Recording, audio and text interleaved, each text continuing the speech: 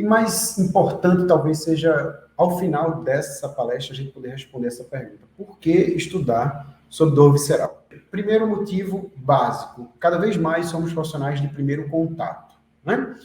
Então, para um profissional de primeiro contato, ele tem que saber o mínimo necessário ao abordar um paciente que pode apresentar, por exemplo, uma bandeira vermelha. Bandeiras vermelhas podem se relacionar muito com questões viscerais. Existe uma necessidade da gente entender historicamente por que a nocicepção, né, a neurofisiologia da dor visceral, ela foi um pouco negligenciada, digamos assim, né? Então, você tem, por exemplo, relatos, né, de cirurgiões mostrando que quando eles abriam, né, o abdômen dos pacientes e tentavam perfurar, tentavam furar, tentavam pressionar, ou enfim, vísceras, o paciente era meio que não responsivo a esses estímulos. Aí a gente começou a entender que boa parte do que a gente sabia sobre os estímulos, por exemplo, perfurocortantes, que são úteis para estruturas musculoesqueléticas somáticas, eles não conseguiam realizar a despolarização, por exemplo, de nossos receptores viscerais.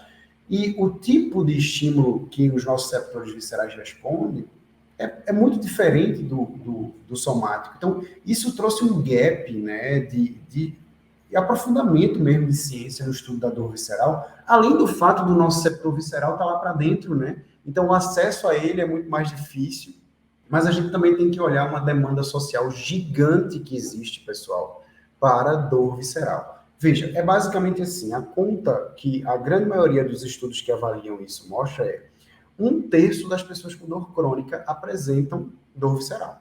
A gente, para entender, né, essa neurofisiologia, a gente tem que começar da estrutura geral, né, de como essas informações saem da víscera e chegam ao sistema nervoso central. A gente tem basicamente 2 caminhos possíveis, tá? A gente tem um caminho que é através de o que a gente entende como a via eferente do parasimpático, sobretudo através do nervo vago, na porção craniana, e alguns nervos pélvicos ali, como vocês, obviamente, entendem muito melhor do que eu, na porção sacral. E a via aferente que acompanha o sistema eferente simpático, né, que passa, no caso, pela medula. Então, a gente vai ter o nosso receptor que parte da víscera, passa pela medula, faz sinapse, cruza e sobe para chegar no sistema nervoso central nos níveis mais superiores, tá? De forma geral, a gente vai ter aí algumas características específicas, por exemplo, do vago, responsável por a nocicepção química, e os nervos espinhais aí, como eu falei para vocês, esses que passam pela medula, né?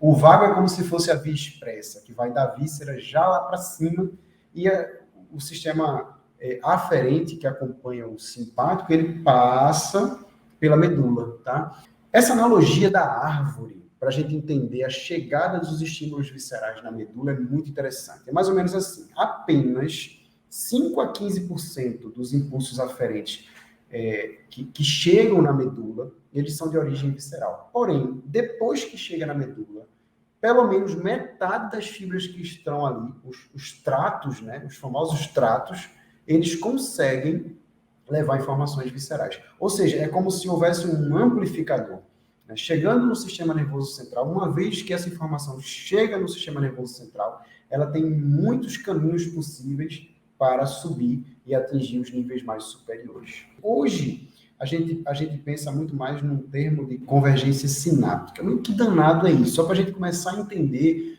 essa relação da dor visceral com a dor somática, né? A famosa dor visceral referida, tá, pessoal? Além da chegada de um nociceptor visceral e musculoesquelético na medula, no mesmo ponto, e eles podendo fazer sinapse com o segundo neurônio em comum, a gente tem um outro fator que gera muita confusão na percepção cortical de uma dor que pode ser visceral ou musculoesquelética, que é a bifurcação de um mesmo neurônio. Então, os estímulos para o tecido somático e viscerais, eles são diferentes. A gente precisa entender isso. E assim como no tecido somático, é possível perceber dor sem nocicepção. Quais são esses estímulos nocivos para o nosso receptor visceral?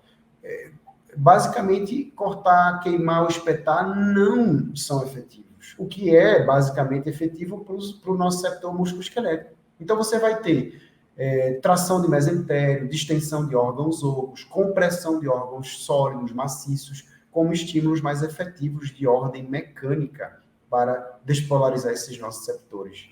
A somação espacial é muito importante, né? No caso da nocicepção visceral, mais até do que da nocicepção musculoesquelética. Enfim, pessoal, a sensibilização ela pode ser da mesma forma que na nocicepção musculoesquelética periférica ou central, é semelhante ao processo somático e normalmente tem início envolvendo uma lesão, tá? Ela pode, o que é mais importante, permanecer ativa na ausência de uma condição clínica, patológica ativa, tá? De onde vem essa nocicepção de ordem química, basicamente? É o que a gente vê de maus hábitos, né? Toxinas, enfim, moléculas exógenas, produtos de isquemia, né? Basicamente, isso consegue potencializar muito a nocicepção mecânica, tá? Envolvida ali nesse quadro de neurofisiologia da dor visceral. A nocicepção mecânica, ela tem muita relação com esse estímulo que eu falei. Órgãos ocos respondem muito a estímulos de distensão, de dentro para fora, e órgãos maciços respondem muito bem a estímulos de compressão de fora para dentro, tá certo? Da mesma maneira que na neurofisiologia, na nocicepção musculoesquelética, a gente vai ver a proliferação, digamos assim, né, de canais TRPV1. E aí, no domínio visceral, como essa citação está colocando aqui para vocês, a sensibilização central está subjacente à hipersensibilidade somática, incluindo o aumento nas áreas de sensação referida e contribui para a sensibilização de órgãos, porque os neurônios espinhais de segunda ordem recebem também entradas viscerais. Processamento central da dor visceral. Levem a mensagem, não se separa, não se dissocia dor visceral de emoção. Tá? A informação visceral mesmo, ela chega basicamente aqui, né? Na região do sistema límbico. Então, como ela usa áreas responsáveis pelo processamento da emoção, a gente não consegue separar uma coisa da outra, né? E aí você vai vendo aqui, veja a quantidade, né, de porções passíveis de serem estimuladas por uma dor visceral, digamos assim, por um estímulo visceral. De uma forma geral, né, entendendo um pouco melhor esses gatilhos aí, a gente sabe que esses estressores, como eu falei para vocês, quanto mais precoce ele acontece, maior a chance dessa paciente desenvolver esses distúrbios gastrointestinais funcionais. Apenas a ameaça de estímulos viscerais associada a um contexto desagradável ativa aí as áreas cerebrais associadas à dor visceral, como a gente tem também nas dores musculoesqueléticas, tá certo? E as mudanças que eu falei para vocês, né, nessa proporção de substância branca e cinzenta, trazendo esse contexto da nociplastia, tá? A dor visceral, ela compartilha, né, muitas características com outras dores, porém, inervação dupla, projeção central para áreas que controlam o afeto, e os dados clínicos mostrando esse impacto, né, significativo sobre o humor e a emoção, distinguem ou tentam diferenciar a dor visceral da dor somática. Sensibilização periférica e central contribui, né, para o desenvolvimento. Algo novo tem relação com microbiota, mas a gente tem que ter muito cuidado com microbiota, apesar de ser muito promissor, ainda é um campo inicial, a gente tem alguma ideia boa da influência que ele tem. Vocês já entenderam tudo de dor visceral referida, quer ver? Ó, você tem uma via que parte do esôfago, direto pelo nervo vago, uma via aferente, vai lá para cima, via expressa. E você tem outra via que passa pela medula, tá? Que acompanha o simpático, ok? Você vai ter o neurônio primeira ordem saindo do esôfago, chegando no gânglio, passando pelo gânglio da raiz dorsal, chegando no corno posterior da medula, fazendo sinapse, cruzando e subindo. Esse cara aqui, ele é comum, né? Ele é comum, esse neurônio de segunda ordem aqui, ele é comum a informações que podem vir da víscera ou do sistema musculoesquelético. Então, a gente tem esses três caminhos, basicamente, da informação sair da víscera e chegar no meu sistema nervoso central. A dor referida, né, ela precisa ser entendida depois de a gente entender características clínicas específicas da dor visceral. Não fica só aí, a confusão pode ser somática e visceral, como vocês estão vendo nessa porção aqui mais à esquerda, mas ela pode ser víscero-visceral também. Músculo pode provocar dor referida, um ponto gatilho, a gente já sabe disso. A articulação pode provocar dor referida. né? A gente já sabe disso. Aí a gente simplesmente negligencia e esquece que a víscera também pode provocar dor referida. Todo mundo sabe que pode ter uma dor nessas regiões aí quando estiver infartando, né, pessoal? Aí o pessoal vai fazer os mapas, aí pega ó, a chegada dessas informações da víscera na medula, tanto pelo vago também, como pelos nervos pélvicos, e vai ver os mapas de dermátomo e miótomo para ver onde é que eu posso perceber dor diante de algum problema visceral, tá? Mas você não precisa fazer isso, os mapas são um pouco confiáveis, eles vão te dar uma ideia, tá certo? A gente pode debater um pouco melhor sobre isso com as perguntas, que eu acho que é um tema legal, tá?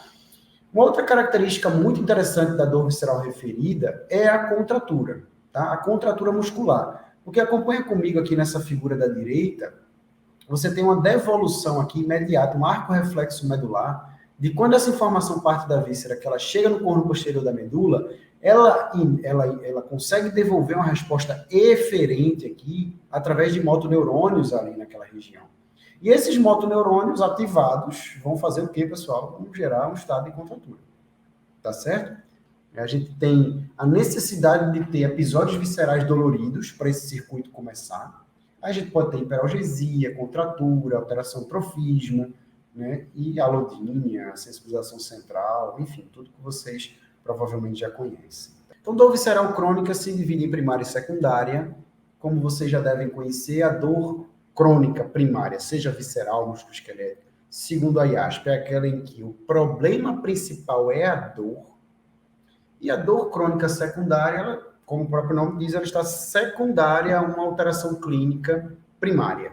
Estudos clínicos em pacientes com síndrome de dor visceral secundária têm demonstrado que condições de dor em comorbidade podem potencializar os achados uma da outra. Mais importante ainda, fisioterapeutas. Em pacientes com essas comorbidades, tratar a dor visceral crônica secundária pode resultar em melhora das outras condições de dor. Bem, de forma geral, né, a gente vai ter essa classificação quanto ao tempo, que eu acho que vocês conhecem. Então, se é uma dor aguda, com características viscerais, você não vai meter a mão, você vai encaminhar para o médico, tá? Se é crônica, a gente vai se interrogar se primária ou secundária.